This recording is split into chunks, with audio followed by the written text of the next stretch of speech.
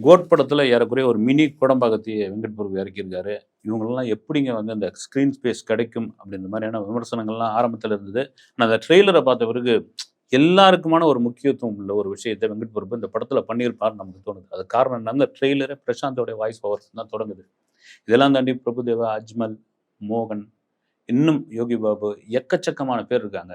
இதுல முக்கியமான விஷயம் இந்த 90களில் அ கொடிகட்டி பறந்த பிரசாந்த், பிரபுதேவா, விஜய் இவர்கள்லாம் ஒண்ணு சேர்ந்திருக்காங்க. இது நமக்கு அந்த ட்ரெய்லர் பார்க்கும்போது தெரிஞ்சது. அந்த ட்ரெய்லர் பார்க்கும்போது தெரிஞ்சது.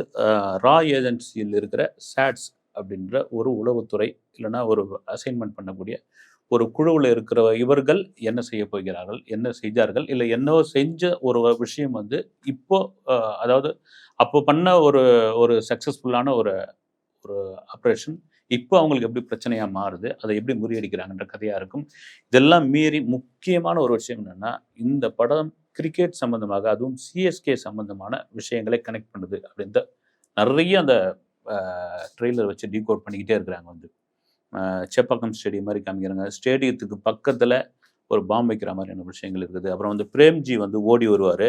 சேப்பாக்கம் ஸ்டேடியத்து உள்ள இருந்து சேப்பாக்கம்ல ஏதோ கிரிக்கெட் ஸ்டேடியத்துலருந்து வராரு. அங்க பார்த்தீங்கன்னா, தோனியோட இது இருக்குது. அப்புறம் ஒரு விஜய் வந்து அ தோனி போட்டுக்கிற அந்த எல்லோ கலர் டீ ஷர்ட் மாரி போட்டுட்டு இருக்காப்ல. அதுல வந்து குறிப்பா இவரு தோனி கிட்ட கேட்ட விஷயம் என்னன்னா, "நீங்க ரிட்டயர் ஆக போறீங்களா?" அப்படின்னு கேட்டதுக்கு, "இல்ல ஒரு காலம் நான் ஆக மாட்டேங்க."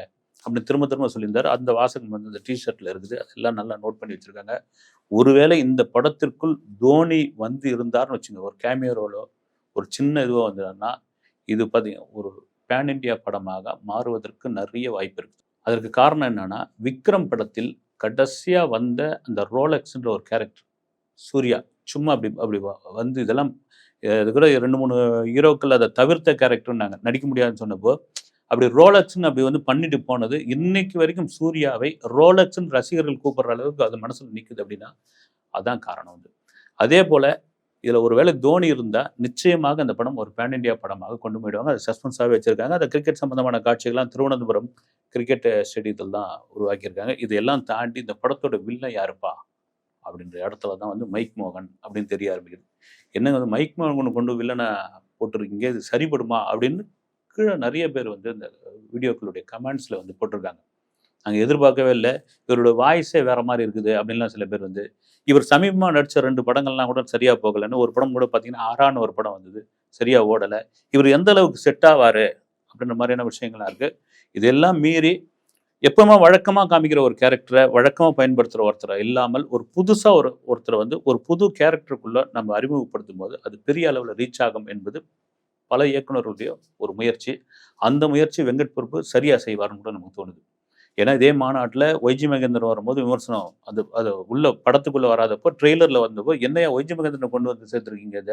அப்படின்னா சும்மா வந்து போற கேரக்டரா கூட இருக்கலாம் அப்படின்னு நடிச்சிருந்தப்போ, அவரு வந்து ஒரு பிரமாதமான ஒரு பெர்ஃபார்மன்ஸ் பண்ணிட்டு போயிருந்தாரு. இதுலயும் ஒய்ஜி மகேந்திரன் இருக்காரு. இப்போ மைக் மோகனுக்குள்ள வரும்.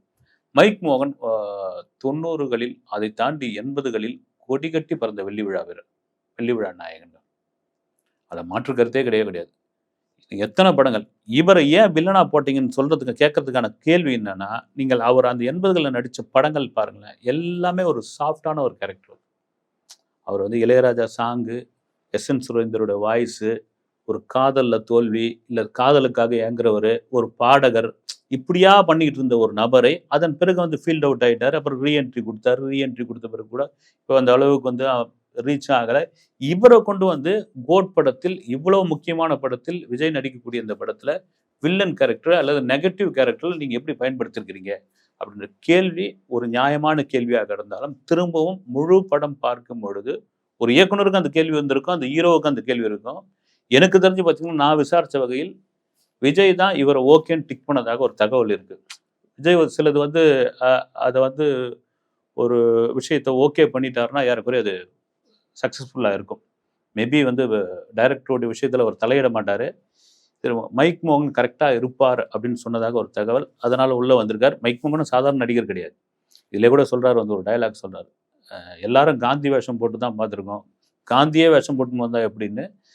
அவரு ஏதோ விஜயினால், அந்த அப்பா விஜயினால் காந்தின்ற அந்த கேரக்டர் விஜயினால் பாதிக்கப்படுறாரு. அந்த பாதிக்கப்பட்டதுக்காக பழிவாங்குற கேரக்டர்ல அவர் நடிக்க போறார்ன்ற விஷயங்கள்லாம் இருந்தது. மைக் மோகன பத்தி சொல்லும்போது ஒரு முக்கியமான விஷயத்த சொல்லணுங்க. மணிரத்னத்துடைய படங்கள்ல அவர் நடிச்சிருக்காரு வந்து. இப்போ ஒரு மணிரத்னம் ஒரு கதை எழுதிட்டு, அந்த கதைக்கு வந்து இந்த கேரக்டருக்கு மோகன் தான் சரியான நபர் அப்படின்னு சொல்லி, அவர்கிட்ட போய் கதைய சொல்லி முடிக்கிறாரு. இந்த கேரக்டர்ல நடிக்கணும்னு. இம்மீடியட்டா என்னால நடிக்க முடியாதுன்னா, மோகன். மணிரத்னத்துக்கு ரொம்ப ஆச்சரியமாயி போச்சு. "என்னங்க?" அப்படின்னு வேற எதனா படத்துக்கு கால் ஷீட் இது பண்ணியிருக்கீங்களா? நம்ம அட்ஜஸ்ட் பண்ணிக்கலாம்ன்னு. "இல்ல, இல்லைங்க. இந்த கேரக்டர்ல என்னால பண்ண முடியாதுங்க. நீங்க விட்டுருங்க" அப்படின்னு. பண்ணவே முடியாதுன்னு விட்டுட்டாரு. அந்த படம் வந்து அஞ்சலி. அதுக்கு என்ன காரணம்ன்ட்டு வந்து அப்போ சொல்லல வந்து. இப்ப சமீபத்தில ஒரு இன்டர்வியூல சொல்லியிருக்காரு. என்னன்னா, அந்த கதைப்படி பார்த்தீங்கன்னா, ஒரு மனநல வளர்ச்சி குன்றிய ஒரு குழந்தையினுடைய பெண் குழந்தையினுடைய தந்தையாக நடிக்கிற அவரு, ஒரு அம்மாவும், அப்பாவும் சேர்ந்து அந்த குழந்தைய தனி ரூம்ல படுக்க வச்சுட்டு, இவங்க வேற ரூம்ல படுக்கிறத என்னால ஏத்துக்கவே முடியல. அப்படியாப்பட்ட கல் நெஞ்சக்காரன் நான் கிடையாது. அதனால தான் நான் வந்து மணிரத்னம் கிட்ட இந்த கேரக்டர்ல நடிக்கவே முடியாதுன்னு சொல்லிட்டேன். அதன் பிறகு ரகுவரன் நடிச்சாரு. ரகுவரன் நடிச்சு வேற லெவல்ல ஹிட் ஆச்சு. ஒரு வில்லனா பார்த்திருந்த ரகுவரன, ஒரு ஒரு ஒரு குழந்தைக்கு ஒரு பாசமான தந்தையா, அந்த ஒரு பொறுமையான ஒரு தந்தையா, அந்த குழந்தைய எப்படி வந்து ஹேண்டில் பண்ணணுன்ற ஒரு விதத்தில பக்காவா நடிச்சிருப்பாரு வந்து. ரகுவரனுடைய அந்த இமேஜே வேற லெவல்ல கொண்டு போன படம் வந்து அஞ்சலி. அதுக்கு தான் இப்ப என்ன கேட்டிருக்காங்க, நம்ம சோசியல் மீடியால மோகன போட்டு ஒரு பக்கம் வறுத்தெடுக்குறாங்க. ஏங்க விதின்னு ஒரு படம் நடிச்சீங்க. அந்த படத்தோட கதை என்னங்கன்னு. விதி வந்து சூப்பர் டூப்பர் ஹிட் படங்க.